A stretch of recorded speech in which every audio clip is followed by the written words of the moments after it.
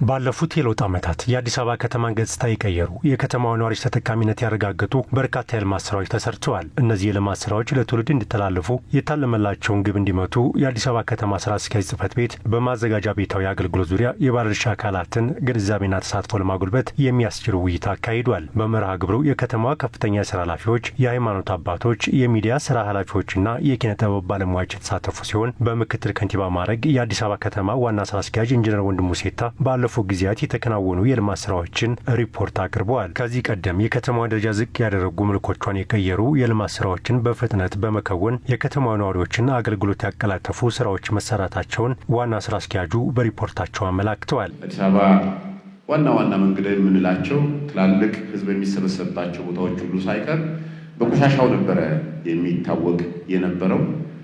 ጠንክረን በመስራታችን ምክንያት ህብረተሰባችንን በዚህ ስራ በማሳተፋችን ምክንያት ሰፊ ለውጥ መጥቷል።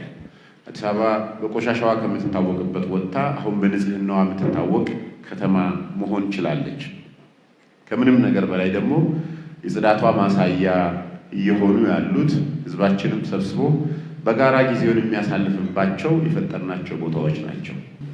ከምንም ነገር ባለፈ ደግሞ በከተማችን የምንሰጠው አገልግሎት የከተማችን ነዋሪ ሳይንገላታ በቀላሉ አገልግሎት ማግኘት የሚችልበትን ምቹ ሁኔታ መፍጠር መቻል አለብን የሚል ንቅናቄ ይዘን ሰርቪሶቻችንን በሙሉ ዲጂታላይዝ ለማድረግ ሄደናል። ባለፉት የለውጥ ዓመታት በተለይም ደግሞ ካለፈው ዓመት ጀምሮ ወደ ተግባር የገባው የኮሪደር ልማት ስራ ከተማዋን ተወዳዳሪ ያደረገ መሆኑን የውይይቱ ተሳታፊዎች ተናግረዋል። በዚህ በ7 ዓመት ውስጥ ታይቶ የማይታወቅ የከተማ ለውጥ አለ። የጽዳት ለውጥ አለ። የአረንጓዴው ልማት ለውጥ አለ። የመንገድ ለውጥ አለ። የህንፃ ለውጥ አለ። ለሰው ልጅ ጽዱ ምቹ መኖሪያ እየተፈጠረ ነው።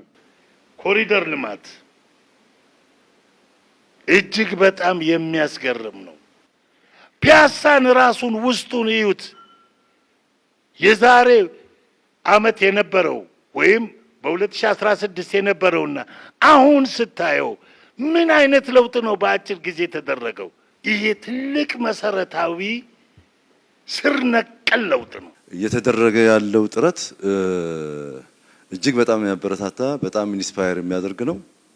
እንግዲህ ከሀገራችንም አልፎ ትላልቅ የዓለም ከተሞች የአፍሪካ ከተሞች እንደ ሞዴል የሚያዩበት ሁኔታ ስለተፈጠረ ይሄ ለሁላችንም ትልቅ እርካታን የሚሰጥ ትልቅ የሚያስደስት ነገር ነው።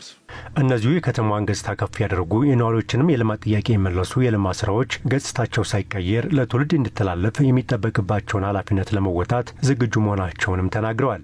ህዝቡ የኔነት ስሜት ሊሰማው ይገባል። ቆሻሻ አያስፈልገንም ወርዱ ራሱ በጣም የሚከብድ ወርድ ነውና ከዚህ በኋላ ንጹህ የሆነች ከተማ ንጹህ የሆነች አዲስ አበባ እንደ ስሟ ስማርት የሆነች ሲቲ ንጹህ የሆነች አበባ የሆነች ከተማ እየፈጠርን ስለሆነ እዚህ ላይ ደግሞ የሁላችንም ተሳትፎ በንጽህናው በብዙ መልኩ የራሳችንን ድርሻ መወጣት መቻል አለብን። ልማት ነገሮች እየተሰሩ ነው። ከተማው ውስጥ ከተማው እየሰፋ ነው።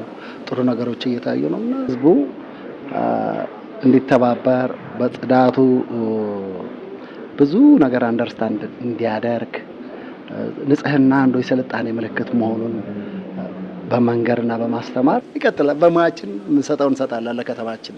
ዛሬ ከተማችን እኮ አፍንጫ ተይዞ የሚኬድበት ቦታ በመሐረብ ተሸፍኖ የሚኬድበት ቦታ የለም። የተተከለው አረንጓዴያችን ይሄ ልማታችን ይሄ ግሮደር የተሰራው መንገዳችን እንድንጠብቅ ማስገንዘብ አለብን። የተከናወኑ የልማት ስራዎች የታለመላቸውን ዓላማ እንዲያሳኩ ለህብረተሰቡ ግንዛቤ መፍጠር ረገድ የሃይማኖት አባቶችና የኪነ ጥበብ ባለሙያዎች ሰፊ ሚና አላቸው ያሉት ኢንጂነር ወንድሙ ሴታ ልማቶቹ ተጠብቀው ረጅም ጊዜ አገልግሎት እንዲሰጡ ማድረግም ይጠበቃል ሲሉ አስገንዝበዋል። ሰፋፊ የመሰረተ ልማት ግንባታ ስራዎች አሉ። እነዚህ የመሰረተ ልማት ግንባታዎች በህዝቡ በመንግስት ጥረት የሚሰሩ ቢሆኑም የህዝቡን ተሳትፎ በዚህ ውስጥ የማይተካ ሚና አለው የሚል እምነት ነው ያለን። ከዛም ባለፈ እነዚህ መሰረተ ልማቶች ደግሞ በዋነኛነት ተገቢውን አገልግሎት መስጠት እንዲችሉ፣ እንዳይጎዱ፣ እንዳይበላሹ ለህዝቡ ዘላቂነት ያለው አገልግሎት መስጠት እንዲችሉ እነዚህ መሰረተ ልማቶች የመጠበቅ የመንከባከብ ስራ የህዝቡ ኃላፊነት ስለሆነ ይህን ኃላፊነት የማስረዳትና በቀጣይነትም በዘላቂነት ከህዝቡ ጋር አብረን ተባብረን መስራት የምንችልበት ሁኔታ ለመፍጠር ነው የዛሬውን መድረክ ያዘጋጀ ነው። ከመድረኩ ተሳታፊዎችም ያገኘነው ግብአትም ጥሩ ነው። ያሉብን ክፍተቶችንም አይተን በቀጣይ የምንሰራቸውን ስራዎች በተሻለ መልኩ መስራት የምንችልበትን ምቹ ሁኔታ ፈጥሮልናል የሚል